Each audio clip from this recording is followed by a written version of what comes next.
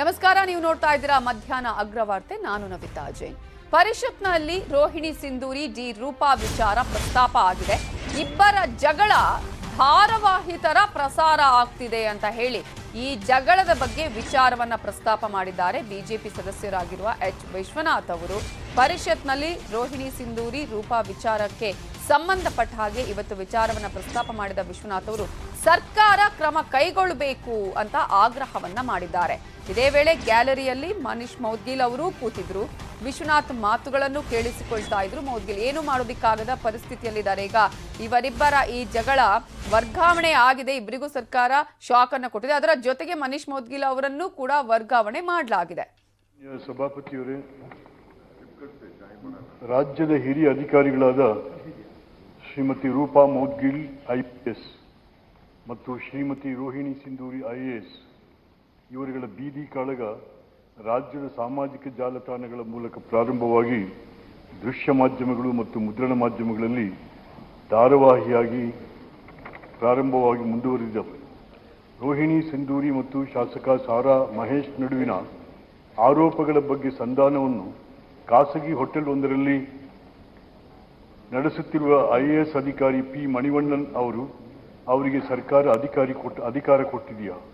ರೋಹಿಣಿ ಸಿಂಧೂರಿ ವಿರುದ್ಧ ಸಾರಾ ಮಹೇಶ್ ಮಾಡಿರುವ ಆರೋಪಗಳು ಇನ್ನೂ ಮುಕ್ತಾಯವಾಗದೇ ಇರುವ ಸಂದರ್ಭದಲ್ಲಿ ಸಂಧಾನ ನಡೆಸಲು ಪ್ರಯತ್ನಿಸುವುದು ಎಷ್ಟು ಸರಿ? ಶ್ರೀಮತಿ ರೂಪಾ ಮೌದ್ಗಿಲ್ ಮೇಲೂ ಸಹ ಕರಕುಶಲ ನಿಗಮದಲ್ಲಿ ಹಲವಾರು ಆಪಾದನೆಗಳಿದ್ದು ಇಲಾಖೆಗೆ ಸಂಬಂಧಿಸಿದ ಹಿರಿಯ ಅಧಿಕಾರಿಗಳು ಮತ್ತು ಮುಖ್ಯ ಕಾರ್ಯದರ್ಶಿಯವರು ಮೌನವಾಗಿರುತ್ತಾರೆ. ಇವೆಲ್ಲವನ್ನು ಮಾಧ್ಯಮಗಳ ಮೂಲಕ ನೋಡುತ್ತಿರುವ ನಾಡಿನ ಜನರು ನಮ್ಮ ಆಡಳಿತದ ವ್ಯವಸ್ಥೆಯ ಬಗ್ಗೆ ಕೆಟ್ಟದಾಗಿ ಅರ್ಥೈಸುತ್ತಿದ್ದಾರೆ ಮತ್ತು ಸರ್ಕಾರದ ದಕ್ಷತೆಯ ಬಗ್ಗೆ ನಂಬಿಕೆಯನ್ನು ಕಳೆದುಕೊಳ್ಳುತ್ತಿದ್ದಾರೆ. ಸಾಮಾಜಿಕ ಜಾಲತಾಣಕ್ಕೆ ಇವರ ಪರವಾಗಿ ಹಣ ಕಟ್ಟುತ್ತಿರುವವರು ಇವರೇ ಸೃಷ್ಟಿಸಿಕೊಂಡಿರುವ ಇವರ ಅಭಿಮಾನಿಗಳು ಎಂದು ಅವರು ಹೇಳಿಕೊಳ್ಳುತ್ತಿದ್ದಾರೆ. ನಾಡಿನ ಆಡಳಿತ ಮತ್ತು ಅಭಿವೃದ್ಧಿಯ ಹಿತಕ್ಕೆ ಮಾರಕವಾಗಿರುವ ಈ ಇಬ್ಬರು ಮಹಿಳಾ ಅಧಿಕಾರಿಗಳನ್ನು ಸರ್ಕಾರ ತಕ್ಷಣದಿಂದಲೇ ಜಾರಿಗೆ ಬರುವಂತೆ ಅಮಾನತಿನಲ್ಲಿಟ್ಟು ವಿಚಾರಣೆ ಪ್ರಾರಂಭಿಸಿ ಕಾನೂನಿನ ಪ್ರಕಾರ ಕ್ರಮ ತೆಗೆದುಕೊಂಡು ಇಂತಹ ಸಂವಿಧಾನ ವಿರೋಧಿ ಅಧಿಕಾರಿಗಳ ನಡವಳಿಕೆಗಳನ್ನು ಸರ್ಕಾರ ಸಹಿಸುವುದಿಲ್ಲ ಎಂದು ಜನರಲ್ಲಿ ಸರ್ಕಾರದ ಬಗ್ಗೆ ಭರವಸೆಯನ್ನು ಮೂಡಿಸುವಂತಾಗಬೇಕು ಅಂತಕ್ಕಂಥದ್ದು ನನ್ನ ವಿನಂತಿ. ಜೊತೆಗೆ ಇಂಥ ನೈತಿಕತೆಯನ್ನು ಕಳೆದುಕೊಂಡಂತಹ ನಡತೆಗೆಟ್ಟ ಅಧಿಕಾರಿಗಳು ಈ ರಾಜ್ಯಕ್ಕೆ ಬೇಕಾ? ಇವರೇನು ನಮಗೆ ಮಾಡೆಲ್ ಆಗ್ತಾರೆ? ಇವರು ಜನ ಏನೋ ಅಸಹ್ಯ ಪಡ್ತಾ ಇದ್ದಾರೆ ಇವತ್ತೊಂದು ದಿವಸ. ನನಗೆ ಅರ್ಥ ಆಗ್ತಾ ಇಲ್ಲ. ಇನ್ನೂ ಇವರಿಗೆ ಶೋಕಾಸ್ ನೋಟಿಸ್ ಕೊಟ್ಟಿಲ್ಲ ಅಂದ್ರೆ ಮುಖ್ಯಮಂತ್ರಿಗಳು ಯಾರು ಹೆದರ್ತಾ ಇದ್ದಾರೆ? ರಾಜ್ಯದ ಆಡಳಿತ ಯಾರ ಪರವಾಗಿದೆ, ಯಾರ ಕೈಗೊಂಬೆ ಆಗಿದೆ ಅಂತಕ್ಕಂಥದ್ದು ಬೇಕಾಗಿ ಇವತ್ತಿನ ದಿವಸ. ಮಾನ್ಯ ಸಭಾಪತಿಗಳೇ, ಈ ಒಂದು ಅಧಿಕಾರಿಗಳ ವಿಚಾರದಲ್ಲಿ ಹೇಳಬೇಕು ಅಂದ್ರೆ ಸಾರ್ವಜನಿಕ ವಲಯದಲ್ಲಿ ಸರ್ಕಾರದ ಎಲ್ಲಾ ವಿಚಾರಗಳನ್ನ ಚರ್ಚೆ ವಿಮರ್ಶೆಗೆ ಅಲ್ಲಿ ತಿಳಿಸುವಂತ ಕೆಲಸ ಮಾಡುವಂತ ಅಧಿಕಾರಿಗಳು. ಹಾಗಾಗಿ ಇವರ ಮೇಲೆ ಈಗಾಗಲೇ ಸರ್ಕಾರದಲ್ಲಿ ಇವ್ರನ್ನ ವರ್ಗಾಯಿಸುವಂಥದ್ದು ವಿತೌಟ್ ಪೋಸ್ಟಿಂಗ್ ಇಟ್ಟಿದ್ದಾರೆ. ಇನ್ನೂ ಏನು ಕ್ರಮ ವಹಿಸಬೇಕಾಗಿದೆಯೋ ಕಾನೂನು ಪ್ರಕಾರವಾಗಿ ಕ್ರಮವನ್ನು ವಹಿಸುವಂಥದ್ದನ್ನ ಖಂಡಿತ ಸರ್ಕಾರದಲ್ಲಿ ಇವ್ರ ಮೇಲೆ ಕ್ರಮ ವಹಿಸುವಂಥದ್ದನ್ನ ಸನ್ಮಾನ್ಯ ಸದಸ್ಯರು ಬಿಗಿಯಾದ ಕ್ರಮವನ್ನು ವಹಿಸಲಿಕ್ಕೆ ಸರ್ಕಾರದಲ್ಲಿ ಕ್ರಮ ವಹಿಸುವಂಥದ್ದಾಗುತ್ತೆ. ವೆಂಕಟೇಶ್ ಬಿಗಿಯಾಗಿ ಹೇಳ್ಬಿಟ್ಟಿದ್ದೀವಿ. ಇದರ ಬಗ್ಗೆ ಇನ್ನಷ್ಟು ಡೀಟೇಲ್ಸ್ ಕೊಡೋದಕ್ಕೆ ನಮ್ಮ ರಿಪೋರ್ಟರ್ ಅನಿಲ್ ಬಾಸೂರ್ ನೇರ ಸಂಪರ್ಕದಲ್ಲಿ ಜಾಯ್ನ್ ಆಗಿದ್ದಾರೆ. ಅನಿಲ್ ಬಾಸೂರ್, ಈಗ ಇಡೀ ರಾಜ್ಯದಾದ್ಯಂತ ಸುದ್ದಿ ಆಗ್ತಾ ಇರೋದು ರೋಹಿಣಿ ಸಿಂಧೂರಿ ಡಿ ರೂಪಾ ಅವರ ಜಗಳಗಳು. ಇದು ಸರ್ಕಾರಕ್ಕೆ ಮುಜುಗರ ಉಂಟು ಮಾಡಿದೆ. ಅದಕ್ಕೆ ರೀತಿಯಾಗಿ ಒಂದ್ ಕಡೆ ಟ್ರಾನ್ಸ್ಫರ್ ಮಾಡಲಾಗಿದೆ, ಸ್ಥಳ ನಿಯೋಜನೆ ಮಾಡಿದೆ. ಬಟ್ ಇವತ್ತಿನ ಈ ಪ್ರಸ್ತಾಪದಿಂದ ಒಂದ್ ಕಡೆ ಪರೋಕ್ಷವಾಗಿ ಎಲ್ಲೋ ಕಡೆ ಮನೀಶ್ ಮೌದ್ಗಿಲ್ ಅವರು ಕೂಡ ಇದರಲ್ಲಿ ಇದ್ದಾರೆ ಅನ್ನುವಂಥ ರೀತಿಯಲ್ಲಿ ಯಾವ ರೀತಿಯಾಗಿತ್ತು ಅಲ್ಲಿನ ಸಿಚುವೇಶನ್, ಹಾಗೇನೆ ಸಚಿವರು ಕೊಟ್ಟಂತಹ ಉತ್ತರ ಅಲ್ಲಿ ಸಮಾಧಾನಗೊಳ್ತಾ ಹೇಗೆ ಅಂತ ಹೇಳಿ? ಏನಂತ ಹೇಳಿದ್ರೆ ಈಗಾಗಲೇ ನವಿತಾ ಇವತ್ತು ಸಚಿವರು ಕೊಟ್ಟಿರುವಂತಹ ಉತ್ತರ ಏನಿತ್ತು ಅದು ಅಷ್ಟೊಂದು ಸಮಾಧಾನವನ್ನ ಅಂದ್ರೆ ಯಾರು ಪ್ರಶ್ನೆಯನ್ನ ಕೇಳಿದ್ರು, ಪ್ರಸ್ತಾಪವನ್ನು ಮಾಡಿದ್ರು, ಅವರಿಗೆ ತಂದಿಲ್ಲ ಅಂತ ಹೇಳ್ಬೋದು. ಯಾಕಂತ ಹೇಳಿದ್ರೆ ಸಚಿವರು ಕೊಟ್ಟಂತದ್ದು ಬರೀ ಬಿಗಿಯಾದ ಕ್ರಮಗಳನ್ನ ಕೈಗೊಳ್ತೇವೆ ಅಂತ ಹೇಳಿಕೆಯನ್ನ ಕೊಟ್ಟಿದ್ದಾರೆ. ಆದ್ರೆ ಇದೇ ವಿಚಾರವನ್ನ ನಿನ್ನೆನೂ ಕೂಡ ಪ್ರಸ್ತಾಪ ಮಾಡೋದಕ್ಕೆ ಬಿಜೆಪಿ ಹಿರಿಯ ಸದಸ್ಯ ಎಚ್ ವಿಶ್ವನಾಥ್ ಅವರು ಪ್ರಯತ್ನವನ್ನ ಪಟ್ಟಿದ್ರು. ಆದ್ರೆ ಆ ಸಂದರ್ಭದಲ್ಲಿ ಪ್ರಸ್ತಾಪ ಮಾಡೋದಕ್ಕೆ ಸಭಾಪತಿಗಳು ಅವಕಾಶವನ್ನ ಕೊಟ್ಟಿರಲಿಲ್ಲ. ಯಾಕಂತ ಹೇಳಿದ್ರೆ ಯಾವುದಾದ್ರೂ ಒಂದು ನಿಯಮದಡಿ ಇದನ್ನ ಚರ್ಚೆಗೆ ಅವಕಾಶ ತನ್ನಿ ಎಂಬಂತ ಒಂದು ಸಲಹೆಯನ್ನ ಕೊಟ್ಟಿದ್ರು. ಹೀಗಾಗಿ ಇವತ್ತು ಕೂಡ ಏನು ಎಚ್ ವಿಶ್ವನಾಥ್ ಅವರು ಪ್ರಸ್ತಾಪವನ್ನ ಮಾಡಿದ್ರು ಮತ್ತು ತೀವ್ರವಾದಂತಹ ಕಟು ಶಬ್ದಗಳಲ್ಲೇ ಇಬ್ಬರು ಅಧಿಕಾರಿಗಳ ಒಂದು ನಡತೆಯನ್ನೇ ಪ್ರಶ್ನೆ ಮಾಡಿದ್ರು ಅಂತ ಹೇಳ್ಬೋದು. ಯಾಕಂತ ಹೇಳಿದ್ರೆ ಈಗಾಗಲೇ ಇದು ಒಂದು ಸಾಮಾಜಿಕ ಜಾಲತಾಣದಲ್ಲಿ ಶುರುವಾಯಿತು, ಅದಾದ್ಮೇಲೆ ಮಾಧ್ಯಮಗಳು ಕೂಡ ಈ ವಿಚಾರವನ್ನ ಪ್ರಸಾರ ಮಾಡಿದ್ರು. ಹೀಗಾಗಿ ಈ ಒಂದು ಆರೋಪ ಪ್ರತ್ಯಾರೋಪದಿಂದಾಗಿ ರಾಜ್ಯದ ಆಡಳಿತ ವ್ಯವಸ್ಥೆ ಕುಸಿಯುವಂತ ಸಾಧ್ಯತೆ ಇದೆ. ಆದರೂ ಕೂಡ ಸರ್ಕಾರ ಯಾಕೆ ಇಬ್ಬರು ಅಧಿಕಾರಿಗಳ ಮೇಲೆ ಶೋಕಾಸ್ ನೋಟಿಸ್ ಅನ್ನು ಕೊಟ್ಟು ಕ್ರಮಕ್ಕೆ ಮುಂದಾಗಿಲ್ಲ ಎಂಬಂತ ಪ್ರಶ್ನೆಯನ್ನಿಟ್ಟರು. ಅದ್ರ ಜೊತೆಗೆ ಏನಂತ ಹೇಳಿದ್ರೆ ಇಂತಹ ನಡತೆಗೆಟ್ಟ ನೈತಿಕತೆ ಕಳೆದುಕೊಂಡ ಅಧಿಕಾರಿಗಳು ನಮ್ಮ ರಾಜ್ಯಕ್ಕೆ ಬೇಕಾ ಎಂಬಂತ ಪ್ರಶ್ನೆಯನ್ನು ಕೂಡ ವಿಧಾನ ಪರಿಷತ್ನಲ್ಲಿ ಎಚ್ ವಿಶ್ವನಾಥ್ ಅವರು ಮಾಡಿರುವಂತದ್ದು.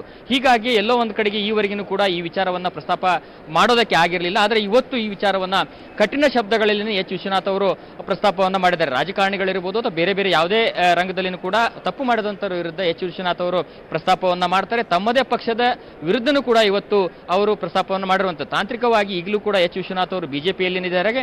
ಹೀಗಾಗಿ ತಮ್ಮದೇ ಪಕ್ಷ ಅಧಿಕಾರದಲ್ಲಿದ್ರು ಕೂಡ ಯಾಕೆ ಈ ಇಬ್ಬರು ಅಧಿಕಾರಿಗಳ ವಿರುದ್ಧ ಕ್ರಮವನ್ನ ಕೈಗೊಂಡಿಲ್ಲ ಎಂಬಂತ ಪ್ರಶ್ನೆಯನ್ನ ಕೇಳಿರುವಂತದ್ದು. ಆದ್ರೆ ಸರ್ಕಾರದಿಂದ ಬಂದಿರುವಂತಹ ಉತ್ತರ ಅಂತ ಹೇಳಿದ್ರೆ ಈ ಕುರಿತಂತೆ ಒಂದು ಬಿಗಿಯಾದ ಕ್ರಮಗಳನ್ನ ಕೈಗೊಳ್ಳುತ್ತೇವೆ ಮತ್ತು ಕಟ್ಟುನಿಟ್ಟಿನ ತನಿಖೆಯನ್ನು ಕೂಡ ನಡೆಸ್ತೇವೆ ಅಂತ ಹೇಳಿಕೆಯನ್ನು ಕೊಟ್ಟಿದ್ದಾರೆ. ಆದ್ರೆ ಇದು ಸದಸ್ಯರಿಗೆ ಉತ್ತರ ಕೊಟ್ಟಿಲ್ಲವೇ ಅಂತ ಹೇಳ್ಬೋದು, ಏನು ಸಮಾಧಾನ ಕೊಟ್ಟಿಲ್ಲ ಅಂತಾನೆ ಹೇಳ್ಬೋದು. ಒಟ್ಟಾರೆಯಾಗಿ ಇವತ್ತು ವಿಧಾನ ಪರಿಷತ್ನಲ್ಲಿ ಈ ಒಂದು ವಿಚಾರ ಪ್ರಸ್ತಾಪವಾಗುವಂತಹ ಸಂದರ್ಭದಲ್ಲಿ ಅಧಿಕಾರಿಗಳ ಗ್ಯಾಲರಿಯಲ್ಲಿಯೂ ಕೂಡ DPAR ಕಾರ್ಯದರ್ಶಿಯಾಗಿರುವಂತಹ ಮನೀಶ್ ಮೌದ್ಗಿಲ್ ಅವರು ಕೂಡ ಇದಕ್ಕೆಲ್ಲದಕ್ಕೂ ಸಾಕ್ಷಿಯಾದರು ಅಂತ ಹೇಳ್ಬೋದು. ಯಾಕಂತ ಹೇಳಿದ್ರೆ ಅಧಿಕಾರಿಗಳು ಒಂದು ಕಲಾಪದಲ್ಲಿ ಭಾಗವಹಿಸಿ ಸರ್ಕಾರದ ಕೇಳುವಂತಹ ಒಂದಿಷ್ಟು ವಿವರಣೆಗಳನ್ನು ಕೊಡೋದಕ್ಕೆ ಇರಬೇಕಾಗ್ತದೆ. ಈ ಸಂದರ್ಭದಲ್ಲಿ ಅಂದ್ರೆ ಶೂನ್ಯ ವೇಳೆಯಲ್ಲಿ ಈ ಒಂದು ವಿಚಾರ ಪ್ರಸ್ತಾಪವಾದಂತಹ ಸಂದರ್ಭದಲ್ಲಿ ಮನೀಶ್ ಮೌದ್ಗಿಲ್ ಇದಕ್ಕೆ ಕಾರಣ ಅಂತ ಹೇಳಲಾಗ್ತಾ ಇದೆ. ಅಂದ್ರೆ ಅವರನ್ನು ಕೂಡ ಇನ್ಕ್ಲೂಡ್ ಮಾಡ್ಕೊಳ್ಳಲಾಗಿದೆ ಡಿ ರೂಪಾ ಅವರ ಪತಿ ಆಗಿರೋದ್ರಿಂದ ಅಂತ ಹೇಳಿ. ನಾವು ವಿಜುವಲ್ಸ್ ನೋಡ್ತಾ ಇದ್ವಿ, ಹಾವಭಾವನೆ ಒಂದು ರೀತಿಯ ಮುಜುಗರಕ್ಕೆ ಒಳಗಾದ ಹಾಗೆ ಕಾಣಿಸ್ತಾ ಇದ್ರು ಅಂತ. ಖಂಡಿತವಾಗಿಯೂ ನವಿತಾ, ಯಾಕಂತ ಹೇಳಿದ್ರೆ ಈ ಒಂದು ವರ್ಗಾವಣೆಯನ್ನ ಮಾಡುವಂತಹ ಸಂದರ್ಭದಲ್ಲಿ ಯಾವುದೇ ರೀತಿಯಾಗಿ ಆರೋಪ ಬರದೇ ಇದ್ದಂಥದ್ದು ಅಥವಾ ಇವರು ಅದರಲ್ಲಿ ಯಾವುದೇ ನೇರವಾಗಿ ಅಥವಾ ಪರೋಕ್ಷವಾಗಿ ಅಥವಾ ಅಪರೋಕ್ಷ ಭಾಗಿಯಾಗದೇ ಇದ್ದಂಥ ಸಂದರ್ಭದಲ್ಲಿ ಅವರ ಒಂದು ವರ್ಗಾವಣೆ ಆಗ್ತಾ ಇರಲಿಲ್ಲ. ಹೀಗಾಗಿ ಎಲ್ಲೋ ಒಂದು ಕಡೆಗೆ ಈ ಎಲ್ಲ ಬೆಳವಣಿಗೆಗಳಿಂದ ದಕ್ಷ ಅಧಿಕಾರಿ ಎನ್ನಿಸಿಕೊಂಡಿದ್ದಂಥ ಮನೀಶ್ ಮೌದ್ಗಿಲ್ ಅವರಿಗೂ ಕೂಡ ಒಂದಿಷ್ಟು ಮುಜುಗರವಾಗಿದೆ ಅಂತ ಹೇಳ್ಬೋದು. ಯಾಕಂತ ಹೇಳಿದ್ರೆ ಅವರು ಕೂಡ ಈ ಒಂದು ಬೆಳವಣಿಗೆಗಳೇನಾದ್ರು ಇದರಲ್ಲಿ ಭಾಗಿಯಾಗಿದ್ದಾರೆ ಎಂಬಂತ ಆರೋಪಗಳು ಇದಕ್ಕೆ ಕೇಳಿ ಬಂದಿರುವಂತದ್ದು. ಜೊತೆಗೆ ಏನಂತ ಹೇಳಿದ್ರೆ ಅವರಿಗೆ ಒಂದು ಸ್ಥಾನವನ್ನ ಹುದ್ದೆಯನ್ನು ತೋರಿಸಿ ವರ್ಗಾವಣೆ ಮಾಡಿದ್ರೆ ಉಳಿದಂತೆ ಡಿ ರೂಪಾ ಅದೇ ರೀತಿಯಾಗಿ ರೋಹಿಣಿ ಸಿಂಧೂರ್ ಅವರಿಗೆ ಯಾವುದೇ ಸ್ಥಳವನ್ನ ನಿಯೋಜನೆ ಮಾಡಿದ್ರೆ ವರ್ಗಾವಣೆ ಮಾಡಿದ್ದೇವೆ ಎಂಬಂತ ಸ್ಪಷ್ಟನೆಯನ್ನ ಕೂಡ ಏನು ವಿಧಾನ ಪರಿಷತ್ನಲ್ಲಿ ಸಚಿವ ಅಶ್ವಥ್ ನಾರಾಯಣ ಅವರು ಕೊಟ್ಟಿರುವಂತದ್ದು. ಹೀಗಾಗಿ ಈ ಒಂದು ಚರ್ಚೆ ನಡೆಯುವಂತಹ ಸಂದರ್ಭದಲ್ಲಿ ಸಹಜವಾಗಿಯೇ ಮನೀಶ್ ಮೌದ್ಗಿಲ್ ಅವರಿಗೂ ಕೂಡ ಒಂದಿಷ್ಟು ಇರುಸು ಮುರುಸಾಗಿರುವಂತದ್ದು, ಜೊತೆಗೆ ಒಂದು ರೀತಿಯಲ್ಲಿ ಮುಜುಗರ ಕೂಡ ಆಗಿರುವಂತದ್ದು. ಯಾಕಂತ ಹೇಳಿದ್ರೆ ಇವತ್ತು ವಿಧಾನ ಪರಿಷತ್ನಲ್ಲಿ ಎಚ್ ವಿಶ್ವನಾಥ್ ಅವರು ಬಳಸಿರುವಂತಹ ಪದಗಳೇ ಆ ರೀತಿಯಾಗಿದ್ದು. ಈ ರೀತಿಯಾದಂತಹ ನೈತಿಕತೆ ಕಳೆದುಕೊಂಡ ಅಧಿಕಾರಿಗಳು ನಡತೆ ಸರಿಯಿಲ್ಲದ ಅಧಿಕಾರಿ ನಮಗೆ ಬೇಕಾ ಎಂಬಂತ ಒಂದು ಪ್ರಶ್ನೆಯನ್ನ ಮಾಡಿರುವಂತದ್ದು. ಹೀಗಾಗಿ ಇದು ಸಹಜವಾಗಿನೇ ಅಂದ್ರೆ ಡಿ ರೂಪಾ ಅವರು ಕೂಡ ಮನೀಶ್ ಮೌದ್ಗಿಲ್ ಅವರ ಪತ್ನಿ ಆಗಿರೋದ್ರಿಂದಾಗಿ ಮತ್ತು ಈ ವಿಚಾರದಲ್ಲಿ 3 ಅಧಿಕಾರಿಗಳ ವರ್ಗಾವಣೆ ಆಗಿರೋದ್ರಿಂದಾಗಿ ಇದು ಸಹಜವಾಗಿಯೇ ಅವರಿಗೆ ಒಂದು ಮುಜುಗರವನ್ನು ಉಂಟು ಮಾಡ್ತದೆ. ಅಧಿಕಾರದಲ್ಲಿ ಕೂಡ ಈ ವಿಚಾರ ಒಂದು ಪ್ರಸ್ತಾಪವಾಗಿ ಚರ್ಚೆ ಆಗ್ತದೆ. ಹೀಗಾಗಿನೇ ಅವರು ಒಂದು ರೀತಿಯಲ್ಲಿ ಒಂದಿಷ್ಟು ಇರುಸು ಮುರುಸು ಆಯ್ತು ಅಂತಾನೆ ಹೇಳ್ಬೋದು. Navita, okay, thank you Anil Basuru ಡೀಟೇಲ್ಸ್ಗೆ.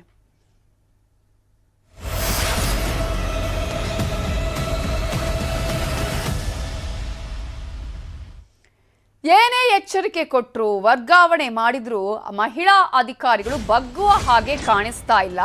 ಜೋರಾಗ್ತಾ ಇದೆ IAS Rohini, IPS Roopa war. IPS Roopa ಅವರದ್ದು ಅನ್ನಲಾದ ಆಡಿಯೋ ಈಗ ವೈರಲ್ ಆಗ್ತಾ ಇದೆ. ಅದೇ ಒಂದು ಆಡಿಯೋಗೆ ವಿಚಾರಕ್ಕೆ ಸಂಬಂಧಪಟ್ಟ ಹಾಗೆ ಸ್ಪಷ್ಟನೆಯನ್ನು ಕೊಡ್ತಾ ಇದ್ದಾರೆ ಡಿ ರೂಪಾ ಅವರು. ರೋಹಿಣಿ ಸಿಂಧೂರಿ ಬಗ್ಗೆ ಮಾತನಾಡಿರುವಂತಹ ಆಡಿಯೋ ಇದೆ. ಆ ಆಡಿಯೋದಲ್ಲಿ ರೋಹಿಣಿ ಕುರಿತು ಅವಾಚ್ಯ ಪದವನ್ನ ಅವರು ಬಳಕೆ ಮಾಡಿದ್ದಾರೆ. RTI ಕಾರ್ಯಕರ್ತ ಗಂಗಾಧರ್ ಅನ್ನುವವರಿಗೆ ನಿಂದನೆಯನ್ನ ಮಾಡಿದ್ದಾರೆ. ಆ ಸಂದರ್ಭದಲ್ಲಿ ರೋಹಿಣಿ ಅವರ ಕುರಿತು ಮಾತನಾಡಿರುವಂತಹ ಆ ಒಂದು ಶಬ್ದದ ಬಳಕೆ ಇದೆಯಲ್ಲ, ಅದು ಅವಾಚ್ಯವಾಗಿದೆ ಅನ್ನುವಂತಹ ಮಾತುಗಳು ಕೇಳಿ ಬರ್ತಾ ಇದೆ. ಡಿ ರೂಪಾ ಅವರೇ ಮಾತನಾಡಿದ್ದಾರೆ ಅನ್ನಲಾದಂತಹ ಆಡಿಯೋ ಈಗ ಎಲ್ಲಾ ಕಡೆ ವೈರಲ್ ಆಗ್ತಾ ಇದೆ.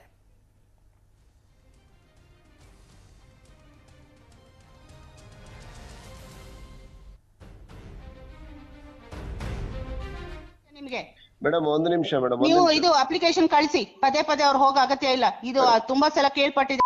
ಕಳಿಸ್ತಾಳೆ, ಇವ್ರ ಹತ್ರ ಬಂದು ನೀವು ಕೆಲಸ ಮಾಡಿಸ್ಕೋತೀರ ಅಂತ.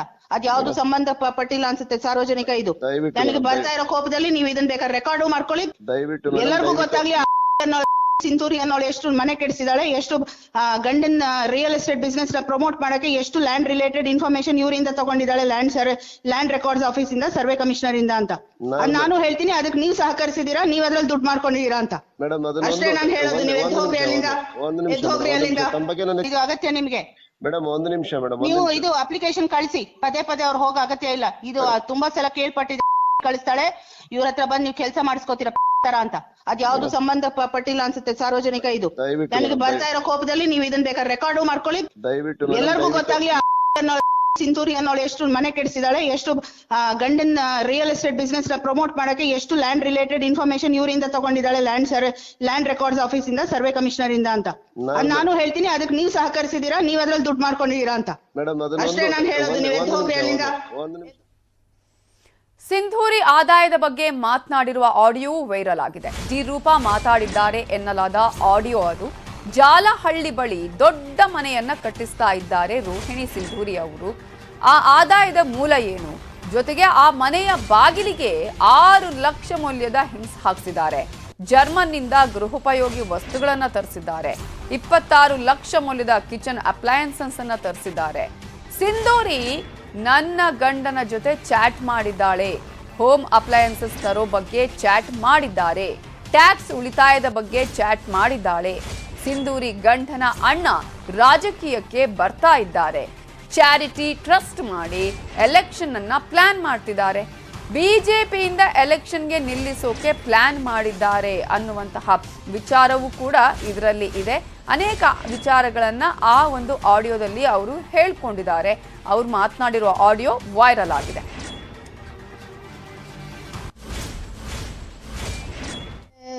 ಕೆಲವು ಚಾಟ್ ಇದೆ, ಆಕೆದು ನನಗೆ ಸಿಕ್ಕಿದೆ. ಒಂದ್ ಮನೆ ಕಟ್ಟಿಸ್ತಾ ಇದಾರೆ ಜಾಲಹಳ್ಳಿಲಿ, ಕಟ್ಟಿಸ್ಕೊಳ್ಳಿ, ನನ್ಗೇನ್ ಪರವಾಗಿಲ್ಲ. ಆದ್ರೆ ಒಂದ್ ಕಡೆ ಹಾಕ್ತಾರೆ, ನಾನು 6 ಲಕ್ಷ ಡೋರ್ ಹಿಂಜಸ್ ಇರುತ್ತಲ್ಲ, ಹಿಂದ್ಗಡೆ ಹಿಂಜ್ಗಳು, ಅದಕ್ಕೆ 6 ಲಕ್ಷ ಸ್ಪೆಂಡ್ ಮಾಡಿದೀನಿ. ಇದು ಇನ್ನೂ ತುಂಬಾ ಅಸಹ್ಯ ಕಾಣ್ತಾ ಇದೆ ಈ ತರ ಹಿಂಜು ಅಂತ. ಅಂದ್ರೆ ಒಂದು ಡೋರ್ ಹಿಂದ್ಗಡೆ ಕಾಣೋದಕ್ಕೆ 6 ಲಕ್ಷ ಸ್ಪೆಂಡ್ ಮಾಡ್ತಿದ್ರೆ ಬರ್ತಾ ಇದೆ. ಆಮೇಲೆ ಇನ್ನೊಂದ್ ಕಡೆ ಹಾಕ್ತಾರೆ 26 ಲಕ್ಷ ಜರ್ಮನಿಯಿಂದ ಅಪ್ಲಯನ್ಸಸ್, ಕಿಚನ್ ಅಪ್ಲಯನ್ಸಸ್ ತರಿಸ್ತಾ ಇದಾರೆ. ಅದಕ್ಕೆ ಕೇಳ್ತಾ ಇದಾರೆ ನಮ್ಮ ಮನೆಯವ್ರನ್ನ, ಇದು ಡ್ಯೂಟಿ ಫ್ರೀ ಹೆಂಗ್ ಮಾಡ್ಸೋದು? ನನ್ ಬ್ಯಾಚ್ಮೇಟ್ ಇದಾನೆ ಅಲ್ಲಿ, ಫಾರಿನ್ ಸರ್ವಿಸ್ ಆಫೀಸರ್, ಅವನೇನಾದ್ರೂ ಮಾಡ್ತಾನೇನೋ, ಅವ್ನ ವೈಫಿಗೆ ಮಾತಾಡ್ಬೇಕಾಗುತ್ತೆ, ಆಕೆ ಇರೋದು ಅಲ್ಲಿ. ನಾನು ಇಲ್ಲಿಗೆ ಬಂದ್ಮೇಲೆ ಅದು ವಾರಂಟಿ ಸಿಗುತ್ತಾ ಅಂತ ಹೇಳಿ ಒಟ್ಟು 26 ಲಕ್ಷದ ಕಿಚನ್ ಅಪ್ಲಯನ್ಸಸ್ ನೋಡಿ. ನನಗೆ ಈ ಚಾಟ್ಸ್ ಎಲ್ಲ ಸಿಕ್ಕಿದೆ. 6 lakh hinges, 26 lakh kitchen appliances, furniture ಅಂತೂ ಕೋಟಿ ಏನೋ ಇದೆ. ಅದು ಚಾಟ್ ನಾನು ಇನ್ನೂ ಸರಿ ಓದಿಲ್ಲ. ಹಸ್ಬೆಂಡ್ ಅಣ್ಣನ್ನ ಪಾಲಿಟಿಕ್ಸ್ ತರಕ್ ನೋಡ್ತಾ ಇದಾರೆ. ಇವಳು ಹೇಳ್ತಾಳೆ ಫೌಂಡೇಶನ್ ಫಂಕ್ಷನ್. ಫೌಂಡೇಶನ್ ಏನ್ ಉದ್ದೇಶ ಅಂತ ನಮ್ಮ ಮನೆಯವ್ರು ಕೇಳಿದ್ರು. ಅವಾಗ ಅವಳಂತಾಳೆ, ಫೌಂಡೇಶನ್ ಉದ್ದೇಶ ಸದ್ಯಕ್ಕೆ ಚಾರಿಟಿ, ಆದ್ರೆ ಅಲ್ಟಿಮೇಟ್ ಏಮ್ ಪಾಲಿಟಿಕ್ಸ್ ಬರೋದು, ಬಿಜೆಪಿ ಟಿಕೆಟ್ ತಗೊಳ್ಳೋದು ಅನ್ನೋದು ಚಾಟ್ ನಲ್ಲಿ ಇದೆ.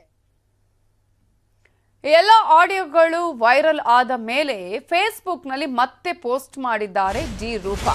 ವೈರಲ್ ಆಡಿಯೋ ಬಗ್ಗೆ ಬರೆದುಕೊಂಡಿದ್ದಾರೆ ಡಿ ರೂಪಾ. ಭ್ರಷ್ಟಾಚಾರದ ಬಗ್ಗೆ ಮಾತ್ರ ಒತ್ತು ಕೊಡಿ ಅಂತ ಹೇಳಿ ಮನವಿಯನ್ನ ಮಾಡ್ಕೊಂಡಿದ್ದಾರೆ. ಈಗ ಅವರೇ ಮಾತನಾಡಿರುವಂತಹ ಆಡಿಯೋ ಅಂತ ಹೇಳಲಾಗಿರುವಂತಹ ಆಡಿಯೋದಲ್ಲಿ ಸಾಕಷ್ಟು ವಿಚಾರಗಳನ್ನ ಹೇಳಿದ್ದಾರೆ, ನಿಂದನೆಯನ್ನ ಮಾಡಿದ್ದಾರೆ. ಹಾಗೆಯೇ ಆದಾಯದ ಮೂಲದ ಬಗ್ಗೆ ಮಾತನಾಡಿದ್ದಾರೆ. ಇದೇ ವಿಚಾರಕ್ಕೆ ಸಂಬಂಧಪಟ್ಟ ಹಾಗೆ ಈಗ ಡಿ ರೂಪಾ ಅವರು ಫೇಸ್ಬುಕ್ ಪೋಸ್ಟ್ ಮೂಲಕ ಒಂದಷ್ಟು ಮನವಿ ಮಾಡಿಕೊಂಡಿದ್ದಾರೆ. ಭ್ರಷ್ಟಾಚಾರದ ವಿರುದ್ಧ ಹೋರಾಡದಂತೆ ಯಾರನ್ನೂ ತಡೆದಿಲ್ಲ. ಒಬ್ಬ IAS ಅಧಿಕಾರಿ ಕರ್ನಾಟಕದಲ್ಲಿ ಮೃತಪಟ್ಟಿದ್ದಾರೆ. ತಮಿಳುನಾಡಿನಲ್ಲಿ IPS ಅಧಿಕಾರಿ ಮೃತಪಟ್ಟಿದ್ದಾರೆ. IAS ದಂಪತಿ ವಿಚ್ಛೇದನ ಪಡೆದಿದ್ದಾರೆ. ಆದ್ರೆ ನಾನು ನನ್ನ ಗಂಡ ಇನ್ನೂ ಒಟ್ಟಿಗೆ ಇದ್ದೇವೆ. ಇನ್ನೂ ಹಲವು ಕುಟುಂಬಗಳು ನಾಶವಾಗಬಹುದು. ನನಗೆ ಧೈರ್ಯ ಇದೆ ಅಂತ ಎಲ್ರಿಗೂ ಈ ಧೈರ್ಯ ಇರಲ್ಲ ಅಂತ ಅಂತಹ ಮಹಿಳೆಯರಿಗೆ ದನಿಯಾಗುವಂತೆ ರೂಪಾ ಮನವಿ ಮಾಡಿಕೊಂಡಿದ್ದಾರೆ. ಫೇಸ್ಬುಕ್ನಲ್ಲಿ ಪೋಸ್ಟ್ ಮಾಡಿ ಡಿ ರೂಪಾ ಮನವಿಯನ್ನ ಮಾಡಿಕೊಂಡಿದ್ದಾರೆ.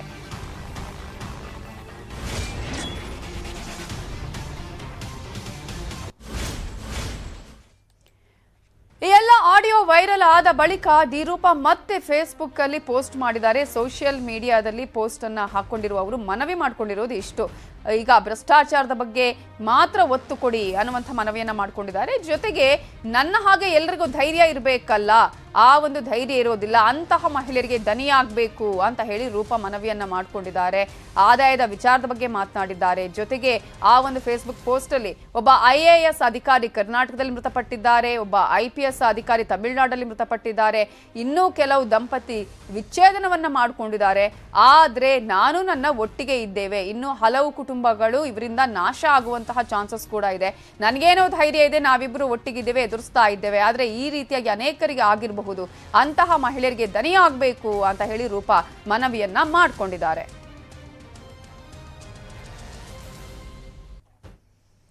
ಐಪಿಎಸ್ ರೂಪಾ ವಿರುದ್ಧ ಗಂಗರಾಜು ಆಕ್ರೋಶವನ್ನ ವ್ಯಕ್ತಪಡಿಸಿದ್ದಾರೆ. ಕೆಟ್ಟ ಭಾಷೆಯಲ್ಲಿ ನಿಂದಿಸಿದ್ದಾರೆ. ನಾನು ದೂರು ಕೊಡ್ತೀನಿ, ನನ್ನನ್ನ ಡ್ಯಾಶ್ ಅಂತಾರೆ, ಅಧಿಕಾರಿ ಆಡುವ ಮಾತಾ ಇದು ಅನ್ನುವಂತಹ ಮಾತನ್ನ ಹೇಳಿದ್ದಾರೆ. ಅಧಿಕಾರಿಯ ಬಗ್ಗೆ ಆಕ್ರೋಶವನ್ನ ವ್ಯಕ್ತಪಡಿಸಿದ್ದಾರೆ. ನನ್ನನ್ನ ಪಿಂಪ್ ಅಂತ ಹೇಳ್ತಾರೆ. ಮನೀಶ್ ಮೌದ್ಗಿಲ್ ಕಚೇರಿಯಲ್ಲಿ ಇರುವಾಗಲೇ ಕರೆಯನ್ನ ಮಾಡಿದ್ದು, ನಾನು ಹೇಳೋದು ರೆಕಾರ್ಡ್ ಮಾಡ್ಕೋ ಅಂತಾರೆ. ರೂಪಾ ಅವರಿಗೆ ಯಾರ ಭಯವೂ ಇಲ್ಲ ಅಂತ ಹೇಳಿ ಗಂಗಾಧರ್ ಆಕ್ರೋಶ ವ್ಯಕ್ತಪಡಿಸಿದ್ದಾರೆ. ಆ ವರ್ಡ್ ಯೂಸ್ ಮಾಡಬಹುದಾ ನಾವು ಇಲ್ವಾ ಗೊತ್ತಿಲ್ಲ, ಬಟ್ ಈಗಾಗಲೇ ಅವರು ಹೇಳಿದ್ದನ್ನ ನಾವಿಲ್ಲಿ ಹೇಳ್ತಾ ಇದ್ದೀವಿ ಅಷ್ಟೇ. ಗಂಗಾಧರ್ ಅವರು ಆಡಿರುವ ಮಾತಿದು, ಅವರು ಹೇಳಿರುವಂತಹ ಮಾತಿದು.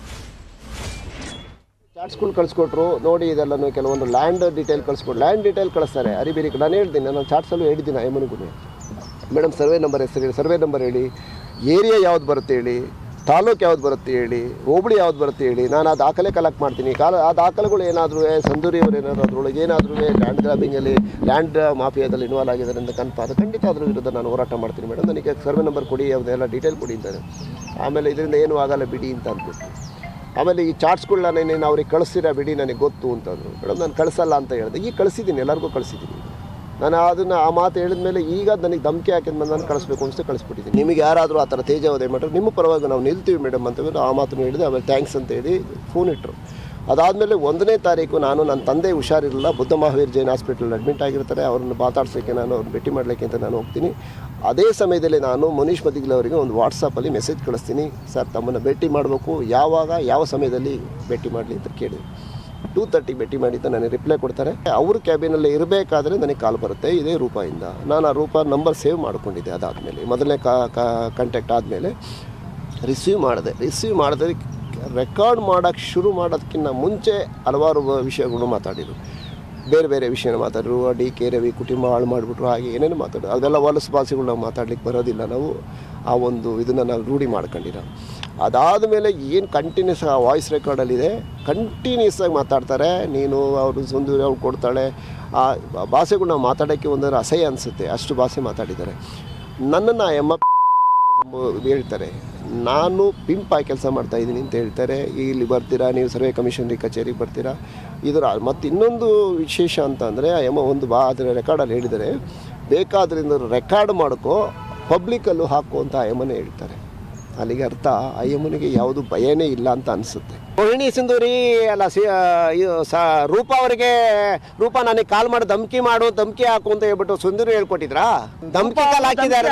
ಯಾಕೆ ಹಾಕಿದ್ರು ಸರ್? ಅದು ಯಾರು ಹೇಳ್ಕೊಟ್ರ ಅವ್ರಿಗೆ ರೂಪಾಗೆ? ನಾನು ಅವತ್ತೇ ನಾನು ವಕೀಲರ ಜೊತೆ ಡಿಸ್ಕಸ್ ಮಾಡಿ ನಾನು ಒಂದು ಲೆವೆಲಿಗೆ ನಾನು ಒಬ್ಬ IPS ಅಧಿಕಾರಿ ವಿರುದ್ಧ ನಾನು ಕ್ರಿಮಿನಲ್ ಕೇಸ್ ಫೈಲ್ ಮಾಡ್ಬೇಕಾದ್ರೆ ನಾನು ಕಾನೂನು ಚೌಕಟ್ಟಲ್ಲಿ ಕಾನೂನು ಪರಿಣಿತರದ ಇದನ್ನು ಒಪಿನಿಯನ್ ತಗೋಬೇಕಾಗತ್ತೆ. ನಾನು 100ಕ್ಕೆ 200% ರೋಹಿಣಿ ಸಿಂಧೂರಿಯಿಂದ ನನಗೇನಾಗಬೇಕಾಗಿಲ್ಲ. ಸಿಂಧೂರಿ ಇವರು ರೂಪಾ ಅವರಿಂದ ನನಗೇನೋ, ಮನೀಶ್ ಮೌದ್ಗಿಲ್ ನನಗೇನೋ, ಅವರು ಸರ್ಕಾರಿ ನೌಕರರು. ಯಾರೇ ಹೋದ್ರು ಸರ್ಕಾರದ ನಾನು ಹೋಗಿ ನಾನು ಕಾನೂನು ಚೌಕಟ್ಟಲ್ಲಿ ನಾನು ನ್ಯಾಯ ಕೇಳಕ್ಕೆ ಅಂತ ಹೋದಾಗ ಅವರು ನ್ಯಾಯ ಕೊಡಲೇಬೇಕಾಗತ್ತೆ ನನಗೆ. ಅವ್ರು ಕೊಡಲಿಲ್ಲ ಅನ್ನೋ ಅವ್ರಿಗೆ.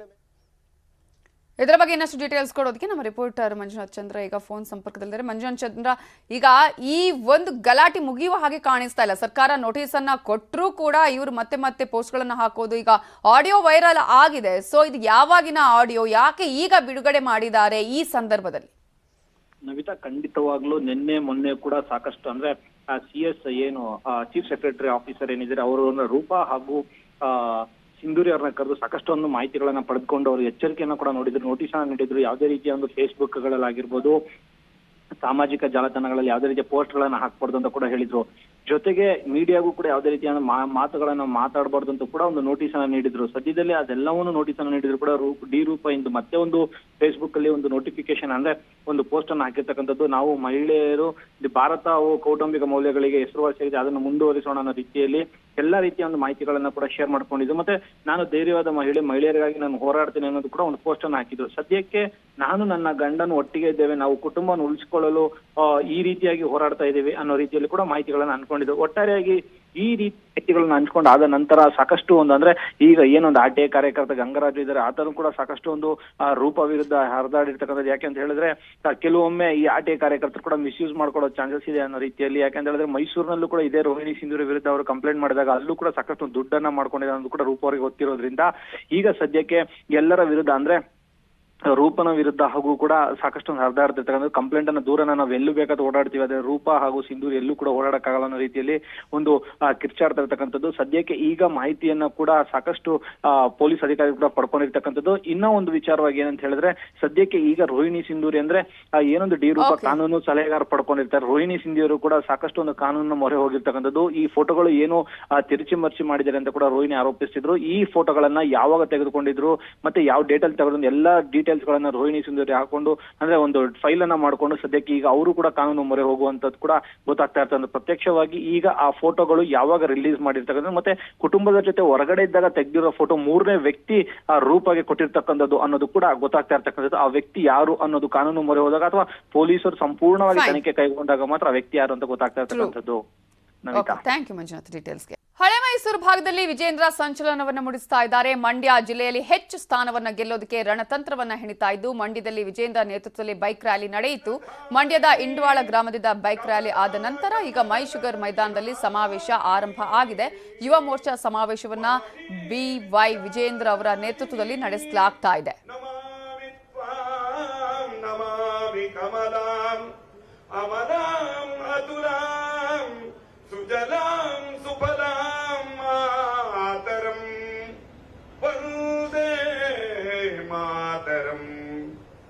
ಶ್ಯಾಮಲಾಂ ಸರಳಾಂ ಮಾತರಂ.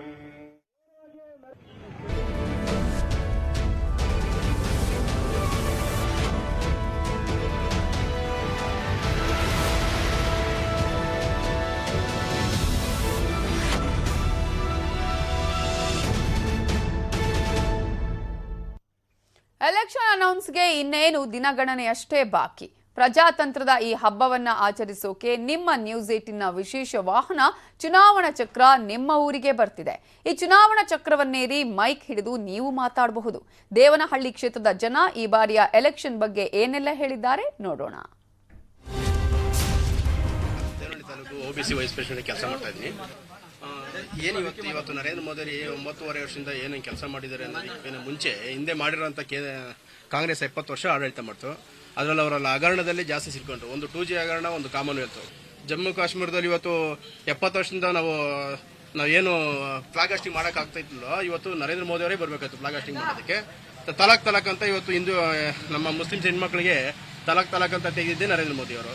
ಇವತ್ತು ಕೇಂದ್ರ ಸರ್ಕಾರದಿಂದ ನಮ್ಮ ನರೇಂದ್ರ ಮೋದಿ ಅವರು 2,000 ರೂಪಾಯಿ ಆಗಿರ್ಬೋದು, ನಮ್ಮ 2,000 ಪ್ಲಸ್ ರಾಜ್ಯ ಸರ್ಕಾರದಿಂದ 2ರಿಂದ 6,000 ತಿಂಗಳಿಗೆ 3 ತಿಂಗಳಿಗೆ 6,000 ರೂಪಾಯಿ ಆಗ್ತಾವ್ರೆ. ಯಾವುದೇ ವ್ಯಕ್ತಿ ಆಗಿರ್ಬೋದು ಈ ಸಲ ಬಿಜೆಪಿ ಬಂದ್ರೆ 100% ನಾವು ಗೆಲ್ಲಿಸ್ತೀವಿ. ನನ್ನ ಹೆಸರು ಪುರುಷೋತ್ತಮ್ ಅಂತ, ಘಾಟಿ ಗ್ರಾಮ ಪಂಚಾಯತಿ ಮಾಜಿ ಸದಸ್ಯ. ನಮ್ಮ ದೇವನಹಳ್ಳಿ ವಿಧಾನಸಭಾ ಕ್ಷೇತ್ರದಲ್ಲಿ ನಮ್ದು ತಾಲೂಕು ಬಂದ್ಬಿಟ್ಟು ದೊಡ್ಡಬಳ್ಳಾಪುರ. ಹೋಬಳಿನ ತಗೊಂಡೋಗ್ಬಿಟ್ಟು ಅಲ್ಲಾಕಿದ್ದಾರೆ. MLAಗೆ ಮಾತ್ರ ನಾವು ಅಲ್ಲಾಕ್ತಿವಿ. ಇನ್ನು ಪ್ರತಿಯೊಂದಕ್ಕೂ ನಾವು ದೊಡ್ಡಬಳ್ಳಾಪುರನೇ ಹೋಗ್ಬೇಕಾಗುತ್ತೆ. ಇಲ್ಲಿ ಹೆಂಗಾಗ್ಬಿಟ್ಟಿದೆ ಅಂದ್ರೆ ಓಟ್ ಅಲ್ಲಾಕೋದು, ಕೆಲ್ಸಕ್ಕೆ ಅಲ್ಲೋಗೋದು. ನಾವು ನಮ್ಮ ಹೋಬಳಿ ಏನಾಗ್ಬಿಟ್ಟಿದೆ, ಅನಾಥವಾಗ್ಬಿಟ್ಟಿದೆ. ನಮ್ಮನ್ನು ಕೇಳೋರಿಲ್ಲ, ಹೇಳೋರಿಲ್ಲ. ಇದು ಹೋಬಳಿ ಹೆಡ್ ಕ್ವಾರ್ಟರ್ ಅಂತಾರೆ. ಇಲ್ಲಿ ಸರಿಯಾದಂತ ಒಂದು ಕ್ರೀಡಾಂಗಣ ಇಲ್ಲ. PUC ಕಾಲೇಜ್ ಇದೆ, ಅದು ಬಿಟ್ರೆ ಡಿಗ್ರಿ ಕಾಲೇಜ್ ಇಲ್ಲ. ಅದ್ರ ಬಗ್ಗೆ ಹಿಂದೆ ಆಗ್ಲಿ ಇವಾಗಿರೋ ಶಾಸಕರಾಗ್ಲಿ ಇದ್ರ ಬಗ್ಗೆ ಏನು ಚಕಾರನೂ ಇಲ್ಲ. ಅವ್ರಿಗೆ ಬೇಕಾಗಿಲ್ಲ. ಬರೀ ಒಂದು ಯಾವ್ದಾನ ಒಂದು ಸಿಮೆಂಟ್ ರೋಡ್ ಹಾಕ್ಬಿಟ್ರೆ ಅದನ್ನೇ ಅಭಿವೃದ್ಧಿ ಅನ್ಕೊಂಡ್ಬಿಟ್ಟಿದ್ದಾರೆ. ಅದರಿಂದ ಇಲ್ಲಿನ ಯುವಕರು ಏನಾಗಿದೆ ಅಂದ್ರೆ ಮೋದಿ ಅವರ ಅಭಿವೃದ್ಧಿ ಕೆಲಸಗಳು ನೋಡಿ ಬಿಜೆಪಿ ಪರ ಒಲವು ಬಂದಿದೆ. ದೇವನಹಳ್ಳಿ ವಿಧಾನಸಭಾ ಕ್ಷೇತ್ರದಲ್ಲಿ ಈ ಸತಿ ನಾವು 100ಕ್ಕೆ 100 ಗೆದ್ದೇ ಗೆಲ್ತೀವಿ ಅನ್ನೋ ಭರವಸೆ ನಮಗಿದೆ. ನನ್ನ ಹೆಸರು ರವಿ ಸಿದ್ದಪ್ಪ ಅಂತ, ತೂಪ್ಕೆರೆ ಬ್ಲಾಕ್ ಕಾಂಗ್ರೆಸ್ ಪ್ರಧಾನ ಕಾರ್ಯದರ್ಶಿ. ಇವತ್ತು ಕರ್ನಾಟಕ ರಾಜ್ಯದಲ್ಲಿ ಬಿಜೆಪಿ ಸರ್ಕಾರ ಇದೆ. ನಿಜವಾಗ್ಲೂ ಈ ಸರ್ಕಾರದ ಕಾರ್ಯವೈಖರಿ ಶೂನ್ಯವಾಗಿದೆ. ಯಾಕೆಂದರೆ ಹಳ್ಳಿ ನೀವೆಲ್ಲ ನೋಡ್ತಾ ಇರಬೇಕು, ನಮ್ಮ ಹೋಬಳಿಯಲ್ಲಿ ಏನು ಕೆಲಸಗಳು ಆಗಿಲ್ಲ. ಇಲ್ಲಿನ ಶಾಸಕರು ಇರ್ಬೋದು, ರಾಜ್ಯ ಸರ್ಕಾರ ಇರ್ಬೋದು, ಸರಿಯಾದ ರಸ್ತೆಗಳಿಲ್ಲ, ಗುಂಡಿ ಮುಚ್ಚಿಲ್ಲ. ಸರಿಯಾದ ರೀತಿಯಲ್ಲಿ ಈ ಸರ್ಕಾರ ನಮ್ಮ ಜನಗಳಿಗೆ 7 kg ಅಕ್ಕಿ ಕೊಡ್ತಾ ಇತ್ತು ಸಿದ್ದರಾಮಣ್ಣವ್ರ ಸರ್ಕಾರ. ಈಗ ಅದನ್ನು 5 kgಗೆ ನಿಲ್ಲಿಸಿದ್ದಾರೆ. ಯಾವುದೇ ರೀತಿಯಾದ ಅಭಿವೃದ್ಧಿ ಕೆಲಸಗಳಾಗ್ತಾ ಇಲ್ಲ. ಯಾವುದೇ ಅಭಿವೃದ್ಧಿ ಕೆಲಸಗಳು ಏನಾದರೂ ಆಗಿದ್ರೆ 2013ರಿಂದ 18ರಲ್ಲಿ ಏನು ಸಿದ್ದರಾಮಯ್ಯನವ್ರ ಸರ್ಕಾರ ಇತ್ತು ಆಗಿನ ಅಭಿವೃದ್ಧಿ ಕಾರ್ಯಗಳಾಯ್ತೆ ಹೊರತು ಈ 3.5 ವರ್ಷದಲ್ಲಿ BJP ಸರ್ಕಾರದಿಂದ ಯಾವುದೇ ರೀತಿಯ ಅಭಿವೃದ್ಧಿ ಕಾರ್ಯಗಳು ನಡೆಯಲಿಲ್ಲ. ಹಾಗೂ ಇಲ್ಲಿ ನಮ್ಮ ಶಾಸಕರು ಕೂಡ ಸರಿಯಾಗಿ ನಮ್ಮ ಹೋಬಳಿನ ಗಮನಕ್ಕೆ ತಗೊಂಡಿಲ್ಲ. ಯಾವಾಗ ಚುನಾವಣೆ ಬರುತ್ತೋ ಸಾಕು ಅಂತ ಕಾಯ್ತಾರೆ. ಇಲ್ಲಿ ಕಾಂಗ್ರೆಸ್ನ ಅಭ್ಯರ್ಥಿಯನ್ನು ಗೆಲ್ಲಿಸ್ತೀವಿ. ನಮ್ಮ ಹೆಸರು ಪುರುಷೋತ್ತಮ್ ಅಂತೇಳಿ ಲಕ್ಷ್ಮೀದೇವರ ಗ್ರಾಮದ ವಾಸಿ. ಈಗ ಈ ಪಂಚರತ್ನ ಯೋಜನೆಯನ್ನು ಕುಮಾರಸ್ವಾಮಿ ಅವರು ಏನು ಮಾಡಕ್ಕೆ ಹೊರಟಿದ್ದಾರೆ ಅಂದರೆ, ಈ ಹಿಂದೆ 20 ತಿಂಗಳಲ್ಲಿ ಕುಮಾರಣ್ಣ ಮುಖ್ಯಮಂತ್ರಿ ಆಗಿದ್ದಾಗ ಸಾಕಷ್ಟು ಗ್ರಾಮಗಳ ವಾಸ್ತವ್ಯ ಮಾಡಿದ್ರು. ಆವಾಗ ಜನರ ಕಷ್ಟ ಸುಖಗಳನ್ನು ಸಾಕಷ್ಟು ನೋಡಿದ್ರು. ಆಗ ಪರಿಪೂರ್ಣವಾಗಿ ಮಾಡೋಕ್ಕಾಗದೇ ಇದ್ದಂಥ ಕೆಲಸಗಳನ್ನ ಈಗ ಕೈಗೆತ್ತಿಕೊಂಡು ಈ 5 ಯೋಜನೆಗಳು ಜನತೆ ಕೊಟ್ಟಿದ್ದೇ ಆದರೆ ಸಂಪೂರ್ಣವಾಗಿ ಜನರ ಕಷ್ಟ ಸುಖ ನಿಭಾಯಿಸಬಹುದು. ಈ ಪಂಚರತ್ನ ಯೋಜನೆಯನ್ನು ಪರಿಪೂರ್ಣವಾಗಿ ಜನಕ್ಕೆ ತಲುಪಿಸಬೇಕು ಅನ್ನೋ ಒಂದು ಹಿತದೃಷ್ಟಿ ಇಟ್ಕೊಂಡು ಈ ಪಂಚರತ್ನ ಯೋಜನೆಯನ್ನು ಮಾಡ್ತಾ ಇದ್ದಾರೆ. ಹಾಗೂ ಕೂಡ ಈಗ ಈ ಹಿಂದೆನೂ ಕೂಡ ಈಗ ಒಬ್ಬ ನುಡಿದಂತೆ ನಡೆದಂಥ ಒಬ್ಬ ಮುಖ್ಯಮಂತ್ರಿ ಅಂದರೆ 24 ಗಂಟೆಯಲ್ಲಿ ನಾನು ರಾಜ್ಯದ ಪ್ರಥಮವಾಗಿ ರೈತರ ಸಾಲ ಮನ್ನಾ ಮಾಡ್ತೀನಿ ಅಂತ ಘೋಷಣೆ ಮಾಡಿದ 24 ಗಂಟೆಯಲ್ಲಿ ರೈತರ ಸಾಲ ಮಾಡಿದ ಮುಖ್ಯಮಂತ್ರಿ ಅಂದರೆ ಏಕೈಕ ವ್ಯಕ್ತಿ ನಮ್ಮ ಕುಮಾರಸ್ವಾಮಿ ಅವರು. ಅದು ಸೇರಿ ಈಗ ಕುಮಾರಣ್ಣವರು ಮುಖ್ಯಮಂತ್ರಿ ಆಗೋದು ಸತ್ಯ, ನಿಸರ್ಗ ನಾರಾಯಣಸ್ವಾಮಿ ಅವರವರು ಸಚಿವರಾಗೋದು ಸತ್ಯ. ಹಂಗಾಗಿ ನಮ್ಮ ಹೋಬಳಿ ಆಗ್ಬೋದು, ನಮ್ಮ ದೇವನಹಳ್ಳಿ ಕ್ಷೇತ್ರ ಆಗ್ಬೋದು ಆದಷ್ಟು ಡೆವಲಪ್ಮೆಂಟ್ ಕಾಣ್ತದೆ. ಅಷ್ಟೇ ಚುರುಕಿದ್ದಾರೆ ಇವರು ಮಾನ್ಯ ಶಾಸಕರು. ಹಾಗಾಗಿ ನಾವು ಈ ಕಿತ ನಿಸರ್ಗ ನಾರಾಯಣಸ್ವಾಮಿ ಅವರು ಬೆಂಬಲಿಸ್ತಾ ಇದ್ದೀವಿ. JDS ಪಕ್ಷಕ್ಕೆ ಜೈ. ನ್ಯೂಸ್ 18ನ ಚುನಾವಣಾ ಚಕ್ರ ರಾಜ್ಯದ ಎಲ್ಲಾ ಕಡೆ ಸಂಚಾರ ಮಾಡ್ತಾ ಇದೆ. ಸಾರ್ವಜನಿಕರು ಬಂದು ನಿಮ್ಮ ಅಭಿಪ್ರಾಯವನ್ನ ನೀವು ಹಂಚಿಕೊಳ್ಳಬಹುದು. ಬನ್ನಿ, ಮಿಸ್ ಮಾಡದೆ ಚುನಾವಣಾ ಚಕ್ರವನ್ನ ಏರಿ ಮೈಕ್ ಹಿಡಿದು ಮಾತಾಡಿ. ಇವಿಷ್ಟು ಈ ಹೊತ್ತಿನ ಪ್ರಮುಖ ಸುದ್ದಿ. ನೋಡ್ತಾ ಇರಿ ನ್ಯೂಸ್ 18, ಜಾಲ ನಮ್ಮದು, ಬಲ ನಿಮ್ಮದು.